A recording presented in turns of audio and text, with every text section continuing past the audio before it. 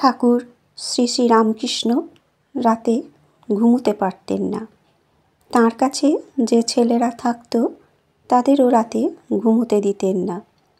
সকলে ঘুমুলে নিশীথ রাত্রে তাদের ঠেলে তুলে দিতেন। কি বলতেন জানিস?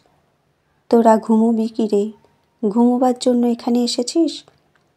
সকলকে উঠিয়ে নানা উপদেশ দিয়ে ধ্যান ধারণা করবার জন্য কাউকে পঞ্চবটিতে, কাউকে মার মন্দিরে, কাউকে বা শিব মন্দিরে পাঠিয়ে দিতেন। তারাও আদেশ মতো ধ্যান জপ করে আবার এসে শুয়ে পড়ত। এই রকম করে তিনি সকলকে খাটিয়ে নিতেন। তিনি আর একটি কথা বেশ বলতেন, রাত্রে তিনজন জাগে, যোগী, ভোগী ও রোগী। তোরা সব যোগীর দল, রাত্রে ঘুম তোদের জন্য নয়।